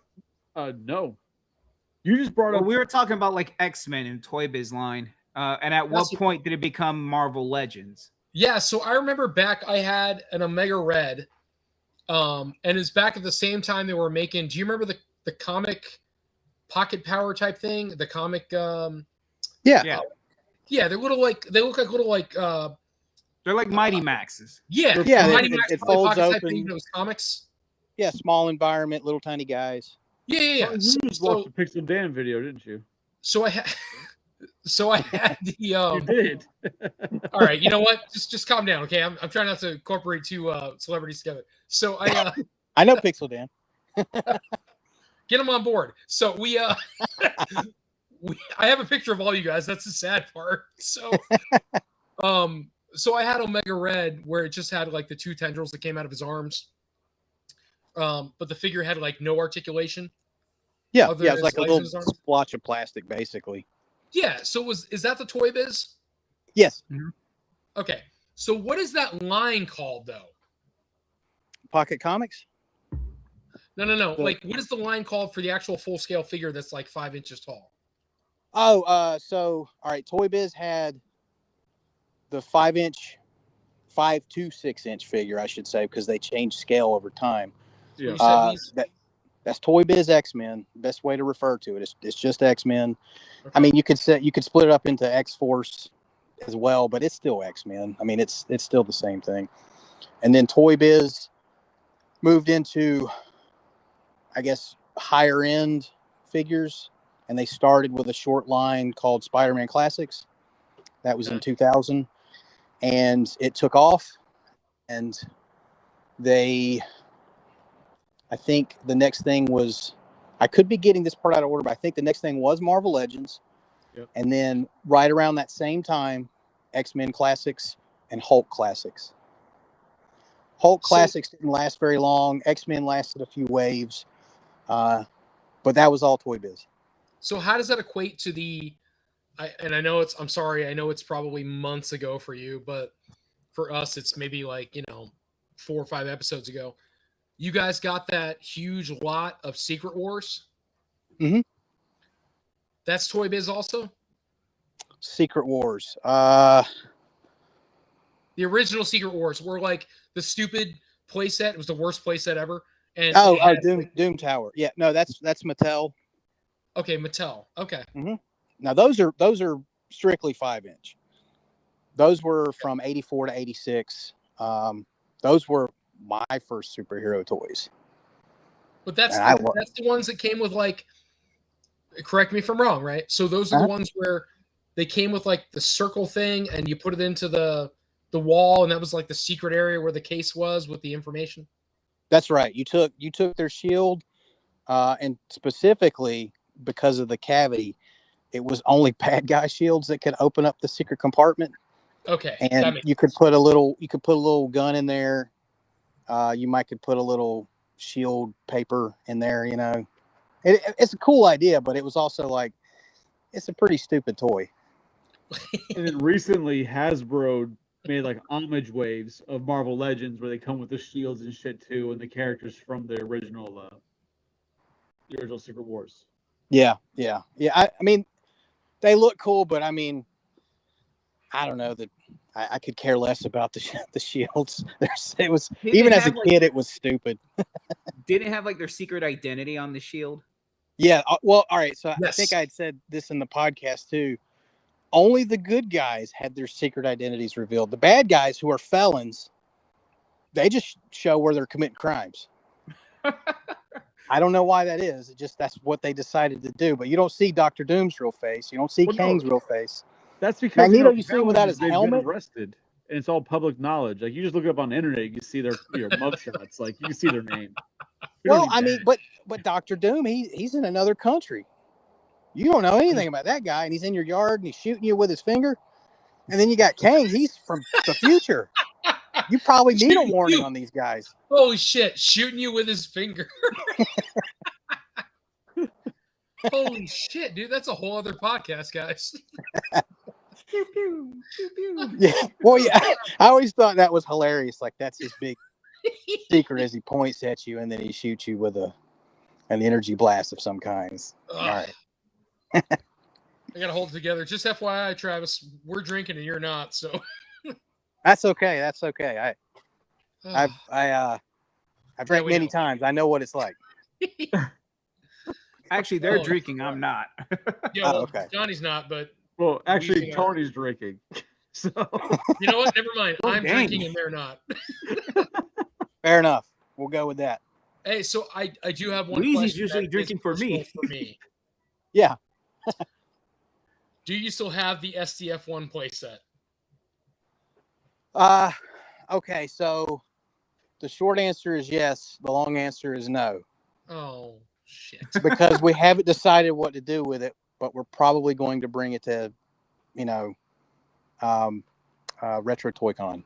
So I messaged my buddy Joey. You guys know him, Joey Bones. Mhm. He is local to us. He is very good friends with all of us. I asked Joey, I said, hey, man, do you talk to Ryan on the regular? And he goes, yeah, I talked to Ryan the other night. I said, I don't want a deal. Can you please ask Ryan if they're going to fucking sell it or what? Because I messaged Travis, and Travis hasn't said if it's for sale. Yeah. So that's where I'm at. I want to buy it. I wish Ryan would just throw a fucking price out. I know you don't ship. I don't have a spot at Retro because you guys are sold out, which I expect. But I'm going to do room sales again. We're going to go to the show. I want it. It's a grail. I cannot find it. I've never found it. You guys are super fortunate to have it, and it looks awesome. It's very mint. Exciting stuff. Oh, by the way, though, I'm definitely excited to. We're gonna be at Retro HorrorCon, and then we're gonna do room sales at the Retro in November. Fantastic. Yeah, that's great. Awesome. It's a lot of fun. Retro HorrorCon. A lot of people think it's just a horror show. The guests are horror. The show is still a toy show. There's nowhere near enough horror toys out there to make a big giant convention the way it should be. So it has to be a little of everything. But there's more modern toys at Retro HorrorCon because that's a good place for it, I guess. Are there still spots? I You wish know? I knew. So that's the whole thing, is like when it comes to running the show and everything, I'm the guy that puts together the booth, me and Andy. Everybody else, I have no idea. All the other spaces and stuff, what's available. I think there's a wait list on Retro HorrorCon, and they're trying to work out either an additional room or to expand the space. That's all I know. That was the last thing I heard. But I mean, we wish we could get everybody in. It's kind of one of those things where, I mean, you guys been doing those shows for a long time, so it's not surprising that it kind of would book up that quick. Oh, it booked, like, each year it's gotten worse and worse. Like this year, we didn't have any spaces for Retro Toy Con, and the hotel hooked up in March. Rooms went on in into January, so a little over a month, and now the rooms at the. Which, hey, there's a hotel not even a mile down the road. So if you still want to go to the show, there's still availability to stay somewhere. So you didn't go to did you go to Toyland? Well, you didn't go to Toyland, did you? No, like, it's kind of difficult for us to up too much. Like, so usually Ryan goes to shows by himself, or he teams up with Tony. Yeah, from nowhere. Realistically, it's only the three of us. I mean, we have a couple other people that do things here and there, help out, but as far as running the show, it's me, Ryan, and Andy. And that shop, God, it's so hard to run it with two people. that makes sense, man. It's just I guess just by popularity, right? Like, so we did Toylanta, I saw Ryan again, didn't get to talk to Ryan, but immediately in my head I'm like, well, where's Travis? Where's Andy? Like, I would have loved to like meet you guys again, talk to you, hang out with you, actually get to spend some time talking to you, because at RetroCon, you guys, like, you were in and out of the room, which I understand. You guys are running around the rooms, but I would have loved to stop and talk to you and spend some time, and get to know you guys more. Not for anything, man. It's just networking. We're all toy guys. Oh yeah. Just to say, hey, get to know you, be like, hey man, we're on the lookout for toys. You're on the lookout for toys. It's just kind of cool. I've never met. I'm a big vintage Volkswagen guy. I've had many buses, many bugs, and I'm down to one bug. And so the community for vintage Volkswagens is kind of the same thing. We're all family, and we're just cool to each other. And so when it comes to toys, it's cool to do the same thing, to kind of have like that family vibe and help people find stuff. And so I got to tell you, man, Toy Federation, and please pass this to Ryan, dude. You guys have done a great job of building that, first of all, awesome, inviting environment for people to want to collect and not feel weird about it. And then about the same time, it's very family oriented. And I say that in the toy realm, where you guys make everybody want to be involved. So you guys promote a family toy environment. And Wheezy, Johnny, you guys correct me if I'm wrong, but it's just one of those things where it's like you guys are very inviting. You make a cool environment. You make people feel accepted. And so it gravitates people towards your store, towards what you do, towards your podcast. It's just cool. It's a good time, man. You guys are awesome for doing that. Well, thank you. I know a lot of it we owe to putting stuff on YouTube and letting people see what we do. I always say I was going to do it anyway. I'm just glad that people, enjoy it and find it interesting. We get messages from people that are like, I don't even collect, and I just like watching your channel. And I'm like, that's cool. I don't know what that means, but that's cool. Like, yeah, fuck it. I can't interest you in a sale. But I'm happy to answer questions for people, and I like helping people at any phase of what they're collecting. And I like seeing what people collect, why they collect it.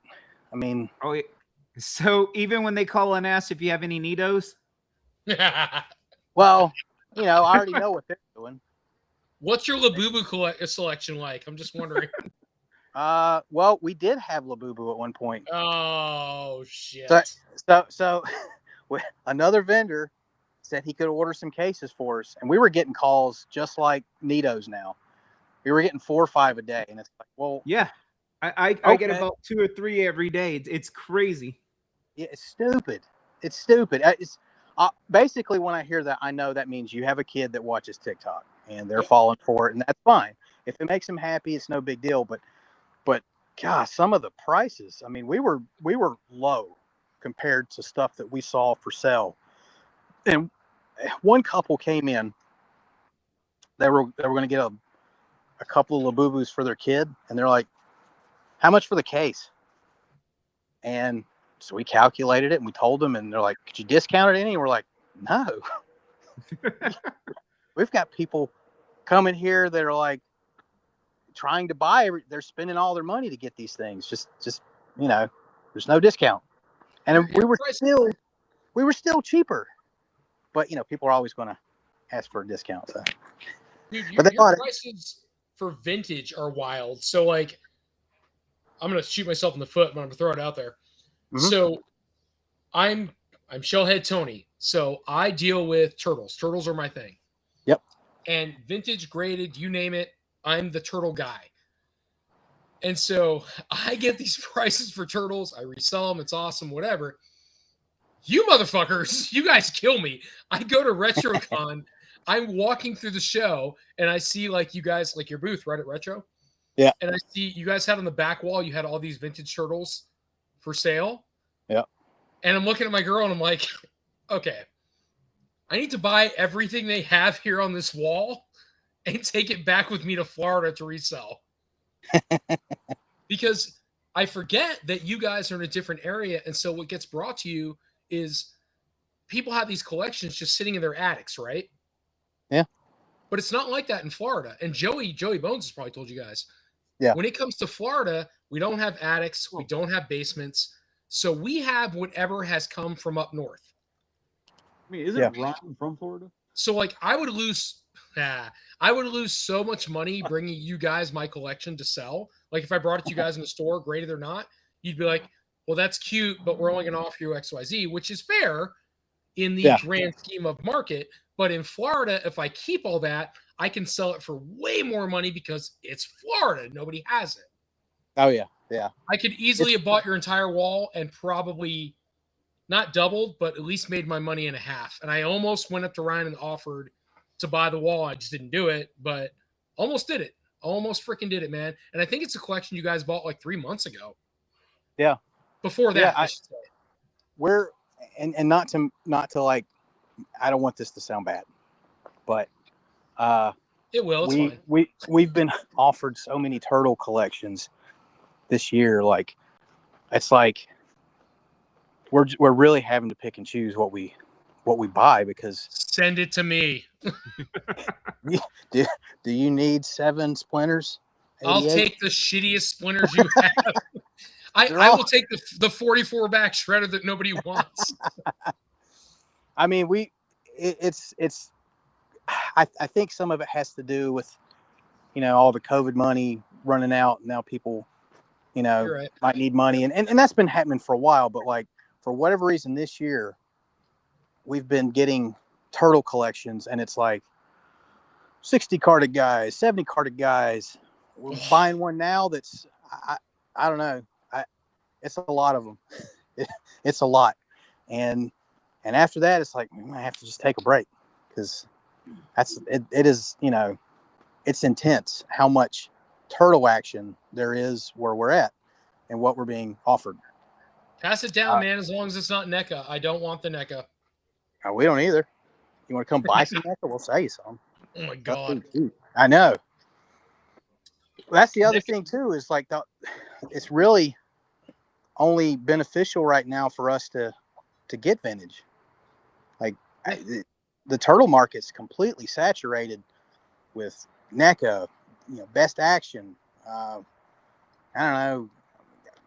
what's the other foreign brand? I don't remember now. Now you have Oh, Joy McFarlane Toy? doing it. Then you Yeah. have Joy Toy, and Yeah. like every other overseas company seems to be doing something turtle. So Yeah, I think McFarlane's doing it next, right? yeah, they're already releasing them. They're Oh my trash. God. The page punchers, they're garbage. Ugh. I don't know, man. That Bebop and Rocksteady are dope. I'll tell you guys, if you haven't bought them yet, please do not jump on those page punchers because, again, to Chris's point, yeah, the Bebop and Rocksteady is cool, but Yeah. the turtles are nothing more than what got put out by Loyal Subjects. They're trash. Oh no. Yeah, they look cool in a package, and that's about it. Well, that's all you care for. You don't open them anyways. Okay, well, that's not the same. But It'd be fine if there was some break in there, because like if I've seen so many people collecting modern turtle stuff come in just sweating because they're like, I can't keep doing this. I can't keep buying from this line and that line, and they're re-releasing stuff, and So it's one guy really brought in weird. everything he had, and we said like, we only want this small little pile right here, and he's like, you don't want the rest of it? I'm like, I would put it on Facebook Marketplace, man. We can't do it. We can't absorb any more NECA turtles. yeah, And he's like, It's well, what one of happened? those I was weird like, things with turtles. Like, there's so many different iterations of turtles, right? right. So, like That's you right. have the NECA ones that do their 3 different lines, which is what the comic book, the Archie comics, and Yep. Mirage. Then you have the movie and the cartoon. But then Yep. you have McFarlane, who's now doing the new comics, page punchers.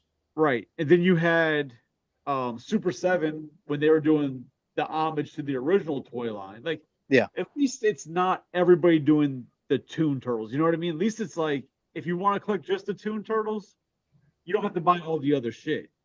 Unless you're a psychopath like Tony and I, we buy all the other shit. And Yeah. it becomes too much. But like, if you just want to collect one style of turtles, at Yeah. least you're not too crazy. Yeah. Oh yeah. Yeah. But I think what bugged me about it was after a certain point, like, part of collecting some of those things, it's because you're reminiscing, and none of the lines were going to redo what the original line did. They couldn't. It's just, Sure. it's not feasible. But Super 7 made out like they were going to. Like, they were trying, but I then had the those rumors hopes, came too. out. What happened, and like, there's never been a solidified reason as to why they stopped doing the basically like a just to update it with all the articulation of the original line. But since Playmates lost it, it's been kind of hinted at that they can start doing that style again. So hopefully they'll continue doing the retro updated style like they originally were doing. That'd be great. Yeah. Well, I don't necessarily have a soft spot for Super 7. They've not been all that great to, smaller shops. And I don't want to talk bad about them, but it was really kind of made us feel bad when we ordered stuff, with I think it was like a 10% markup for retail. And then the next thing you know, they've got the stuff in Walmart, almost half what we paid for it. And we just had to sit on the stuff in the back, and it was lost money. Dude, I just bought a line. I own all the Super 7s, right? Because again, Yep. Shell had Tony, right? I gotta own them. So I bought all of that shit, and I just rebought for no fucking reason. You can't see my video, can you? Yeah. You can. All right. So I have 10 animatronics and like a million arcades in my house. You see all that shit right there? All the turtles? Yeah. Okay. See in the floor it says Ecto? Or that's Blitzway Ecto 1. Yeah. But right on top of that is a stock of Super 7 Wave 2, I think. I paid $55 for 4 fucking characters. Jeez. That was one character when they came out. Yeah. That's how bad the fucking resale has gotten for Super 7. Yeah. Yeah. It's, And then it's insane. when they put their stuff up in Walmart, you had all these people that were buying them thinking this will be a good investment that didn't really know. There you and go, the Travis. stuff You have a still corner room. the same, you know. And Super 7 makes a great product. It's just the way they handled everything. The rollout was not very good, especially the Joe one. But I mean, the Joe one, they didn't have much of a chance because, you know, Classified was right there. So Well, yeah, Classified is doing amazing things while they're trying to catch up, and it wasn't working for them. yeah, yeah. But I mean, other than Yeah, that, and I I've think got what it quite a was few- with that. Oh, Go ahead. No, go ahead. Well, I think what it was that was Classified when they first rolled out. They had that weird, almost video game style coloring to them. Like I Well, think it was because like it's that, based on the that video first game. wave. For Joe's, classified Yeah. Joe's. Yeah. Yeah. And I think Super 7 was like, oh, these look terrible. You know, we can do better. And they try to, you know, before Hasbro really course corrected on those. Yeah, they really had, I guess, high hopes for the game, and now they're happy that everybody forgot it. I never played it. I'm not really a gamer, but I don't think I ever heard a positive thing about it, which is sad because, you know, it's G.I. Joe. It's some people would play it just because of the name, but So, It was not good. Travis, do you Yeah. guys? So, like with the just like a couple small things, man, and after this, I mean, we're pretty much done. We can, you can stay on if you want to, but we'd love to have a sale, and we're just gonna bullshit. But so newer Hasbro shit coming out. So like Hasbro announced the Beast Wars collection. Is that something you guys at Toy Federation have like on a pre-order with Hasbro, or is it something where you're like, nah, we don't need this. We have the OGs. These are not going to sell. say it again. The what? So Beast Wars, Transformers, yeah. yeah, Transformers Beast Wars. Oh, So Beast Wars. I'm sorry. I That's got you. okay. So Hasbro did like that re-release where it comes with like Megatron and like 4 other characters. Yeah. You know what I'm talking about? You know, the problem with like the ordering, we pretty much order anything Transformers that we can because Sure, it even if sells. it doesn't sell right away, it eventually it all sells because Transformers is hands down our best Yeah. seller. So Same. Any toy show I go to, I do Turtles vintage and I do third-party Transformers, and the third-party shit sells like crazy. oh yeah, yeah, it looks the best, and you know, shame on Hasbro for not trying to match that, but you know they're doing okay. You know, they put out a decent enough product, and you know, I would say when we order stuff, a lot of times it's very blind. Like, Yeah. we do get an inkling on things coming out, maybe 3-4 months, some cases, you know, 6 months before anything else comes out. But our rep might say, well, you know, we got to tell you something for you to order it. So we might know a couple things here or there that are coming out way before everybody else. But They'll a use lot that of code things, word. well, yeah, they use the code word when they ship it, but when they tell us on the phone, they're like, it's funny because it's a salesperson on the other end. He's like, say it's a new Megatron coming out or something. He's like, it says it's a Megatron. It's got an 86 after it. Looks like its price point's going to be about $60. Does that tell you anything? And we have to figure out on the phone that, oh, that's 86 Megatron, and it's going to be in a bigger box. So He's paid to sell you. Yeah. So if we It's- can order it, we will order it. We haven't That's said no so to funny. anything. You sound Do I- exactly like Justin from EE. Yeah, he's a great rep, but like he's just a salesperson. He doesn't really know anything. It's probably like a warehouse kind of job for him. Yeah, well, you know, he's actually pretty well versed with Star Wars. Oh, okay. So That's- when we talk about Star Wars and ordering, you know, he like that on that point, he was pretty well versed and was able, like, you know, tell me exactly what it was.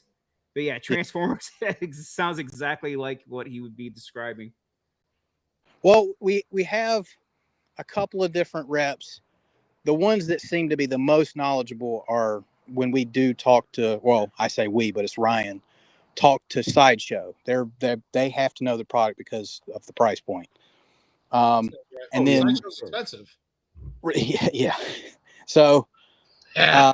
but all our other reps, they don't really know anything. It's kind of funny because it's like they'll say something like I'm trying to remember. There was something Marvel Legends, and sometimes Ryan will have me sit in on it to see if it's like, should we order heavy on this or not? And it was like So the it's guy's based like, on your opinion, basically. we're just guessing. Yeah. Yeah. I Well, mean- I mean, like, so when it comes to Marvel Legends, it's based on like, because Ryan doesn't know it, he doesn't have that knowledge. Yeah. So he goes, Travis, do you think this is worth investing in? Is that pretty much it? Yeah. Yeah. And I mean, Yeah. there's like tried and true stuff, but sometimes it doesn't work out immediately. Cause like sometimes it's like, if it's Spider-Man, you know, it's going to sell, but like, well, who's in this wave? And he starts, read names to me. I'm like, that's going to suck. Like nobody wants So, Spider-Boy. It's like that with us with blockies. So when we order blockies, we have to be very like cognizant, right, Johnny, about who may or may not sell. Yeah, well, no, I strictly buy just anything G1 Transformers as far as the blocky goes. I don't buy any of the Transformer ones or none of that, the other stuff. Right. Yeah. If it's not a G1, as far as their blockies with Transformers, if it's not G1, I don't get it. Yep. And I'll tell Tony, I was like, if you want a case of that, that's fine. But me, I'm not in on it. Yeah. That's pretty much us. We ordered pretty heavy on the Transformers stuff because I mean, we'd got asked for it probably a few weeks before we even got to order it, and that someone explained to us what it was going to be and how awesome it was, and I was like, all right, well, we'll take a stab, and we ordered a display, and then we ordered one case of other things just to have variety, and pretty much the ones that sell are the Transformers. Yeah, although I do have to admit, Jurassic Park has done pretty well for us. So as the Marvel Rivals, they've been doing pretty good. I just got the Star Wars, but I only did the Vader and Stormtroopers. I sold a couple of those so far. So knock on wood, blockies have been doing pretty well for us. I will tell you, at least we learned this pretty early on. You probably already know this. Don't buy them once they're used. Like once they're built, don't. If somebody buys one from you new, puts it together, I don't need it, and brings it back to you to sell or trade or what, don't do it. Oh no. You can't get anybody sales to are buy a final. blocky. You can't get anybody to buy a blocky that's assembled. It's hilarious. Well, because the whole gimmick is putting it together. It's the experience, building it, the model. Yeah. Well, but see, we didn't know that because we sell assembled Gundam model kits, and there are plenty of people out there that are like, you'd be surprised, that are like, I can't put together a Gundam model kit. I just wish somebody could build them for me, and I would buy them and put them on my shelf. And we do sell them. It's weird. Gundams? Yeah. Yeah. The one thing I do have to say though, I do like about with dealing with blocky versus like dealing with Hasbro was, when you buy the wave, for example, you're saying the Spider-Man wave from Hasbro, you'd have one or two good figures on there, and you'd only get maybe two of those, and then the rest is like you're in 4 deep on all these other crap ones, and that's the only way Hasbro will sell it to you. Like you can't get a solid of those two, the two that will move. Yeah. So then you're forced to buy like 4 cases of them. But Hasbro will sell a full case of one character to like Walmart, right? Like they'll they'll sell solids to us. That at least our distributor, we can buy solids of certain ones. But I mean, it's like, it's to me when they do that, it's like they know for us that this will sell, so they like a solid case of a classic Spider-Man or something. Sure, why not? We'll do it. Or solid case of the classic Wolverine, it'll work. That's to keep you engaged, to keep you continuing to buy, correct? I think so, but the good thing is that certain things like that they will sell. So they're not. It's like we have faith, they have faith kind of thing. It works. Now we have ordered solid cases of things, and it's kind of sad, but hopefully, eventually, everything sells. You know, I didn't think like we ordered solid cases of like Red Ninjas from the Stiltman wave, Okay. and it took forever to sell them because first it was hard to find them, and then they re-released them, and then everybody had them. So just had to one by one sell them, the grind, you know, and now we don't have any left. All right. Anybody else? I got to work anymore, so I'm about ready to. I have so many things I would ask, but I Have at don't it. think tonight's the time. Travis, Yeah. dude, thank you so much, man. You don't realize how cool it was of you to jump on, have a conversation with us. Listen, again, man, love to have you, Andy, and Ryan. Or if Ryan can't join, I don't care.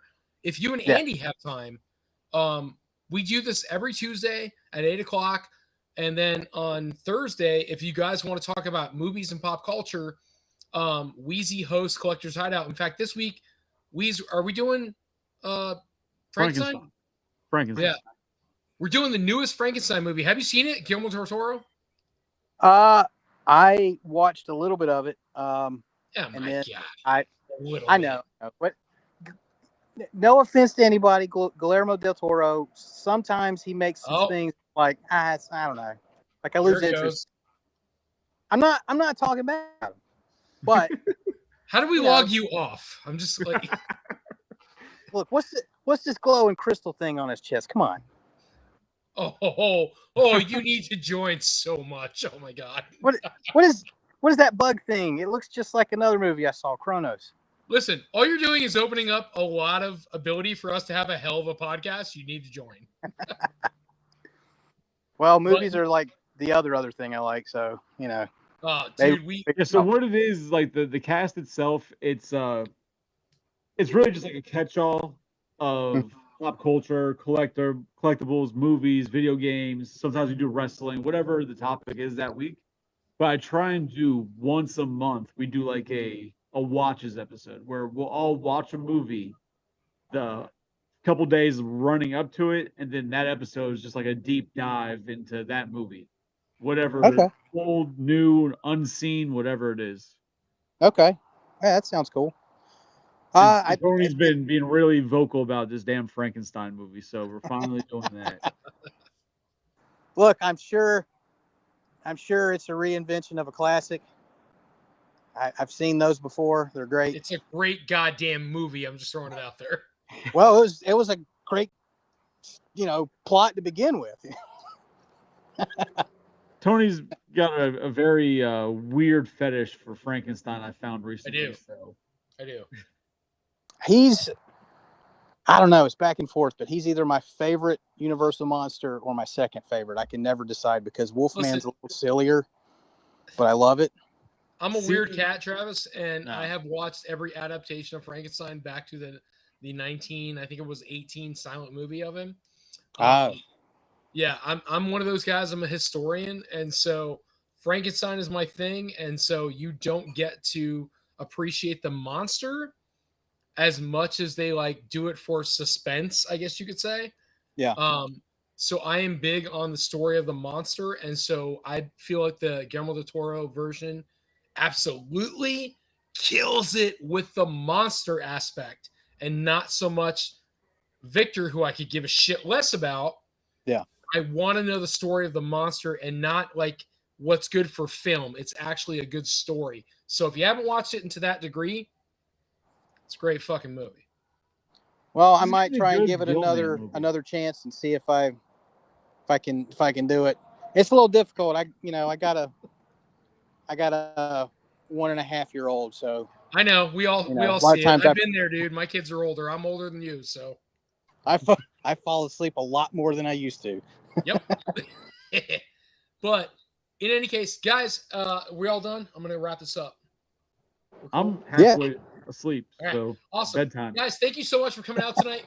We had the awesome opportunity to have Travis from Toy Federation on here talking to us with Motu, fucking Spider-Man, anything and everything. Travis has been awesome to talk about. Go check out Toy Federation, the podcast, the freaking YouTube channel. If you haven't checked it out, go check it out. It's fucking awesome. It's great. It's a lot of fun to watch. And then we shared in the link Travis's art. So Travis Totoro, his art is fucking phenomenal. I own Ghostface, and I think I own one piece of Turtles. I don't know because Rebel Girl buys it for me, and I don't know where she puts it. But I feel like I have it. J5 Toys and Wheezy, we both love everything and anything that Travis puts out. So, guys, thank you so much for coming out tonight. We hope to bring Travis back out again. Travis, please reach out to Andy. We'd love to have all you guys on to be on to discuss about anything and everything you want to. But at the end of the day, you guys know how it works. No kips! Damn it. Travis got it! Holy shit, Travis got it. That's it. That's awesome. And we're going to stop it right now.